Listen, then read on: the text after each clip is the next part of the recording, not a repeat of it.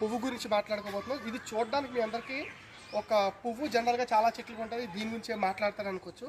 కానీ ఈ పువ్వుకైతే చాలా విశిష్టత ఉంది.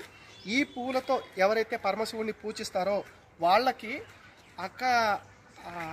ఆయుర ఆరోగ్యాలు, అఖండ ఐశ్వర్యాలు కలుగుతాయని చాలామంది నమ్ముతుంటారు. ఇక ఈ పువ్వు గురించి మనం డిస్కస్ చేసినట్లయితే ఒక్కసారి మీరు ఈ పువ్వుని క్లోజ్గా చూడండి బాబు, కెమెరా క్లోజ్ చేయండి. ఈ పువ్వుని చూసినట్లయితే ఇక్కడ నాగాభరణం లాంటి ఒక పడిగ ఉంది కదండి.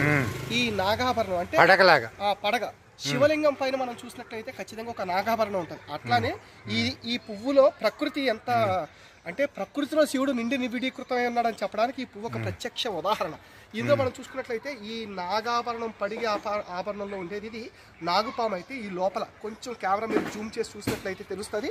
అండ్ మీకు ఎక్కడైనా దగ్గరలో ఈ నాగమల్లి చెట్టు ఉంటే మీరు ఒకసారి ట్రై చేయొచ్చు. చూడండి సార్, లోపల ఒక చిన్న శివలింగాకారం.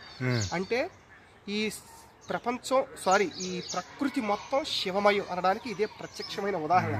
లోపల ఆ శివలింగానికి, ఆ శివమూర్తికి ఈ పైన నాగేంద్రుడు కాపలా కాస్తున్నాడు, ఆయన చుట్టూ ప్రమదగణాలు పూజ చేస్తున్నాయి. సో ఈ నాగమల్లి పువ్వు యొక్క విశిష్టత ఇది ప్రత్యక్షంగా శివతత్వాన్ని, శివుణ్ణి సూచిస్తూ ఉంటుంది. మరి ఇలాంటి అరుదైన పుష్పాలని మీరు కనుక దొరికితే, అంటే ఉన్నాయి కదా ఎక్కడ పడితే అక్కడ చెట్లని పాడు చేసి ప్రకృతిని ఇది చేసే పనులు అయితే చేయొద్దు.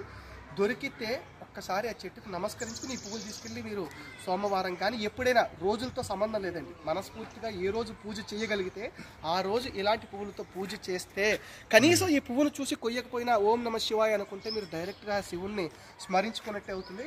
ఒక్కసారి చూడండి, ఓం నమ శివాయ. ఇది ప్రకృతిలో శివతత్వం నిండి నిబిడీకృతమైనటువంటి పువ్వు అని 10 సార్లు చెప్తున్నాను, తప్పుగా అనుకోవద్దు. ఓం నమ శివాయ. ఇది ఈరోజు నాగమల్లి పువ్వు గురించి. ఒకవేళ మీరు ఈ పువ్వుని ఎక్కడైనా చూస్తుంటే కనుక మీకు ఉన్న అనుభవాల్ని లేకపోతే మీకు తెలిసిన విషయాన్ని కామెంట్ సెక్షన్లో మెన్షన్ చేయడం మర్చిపోండి.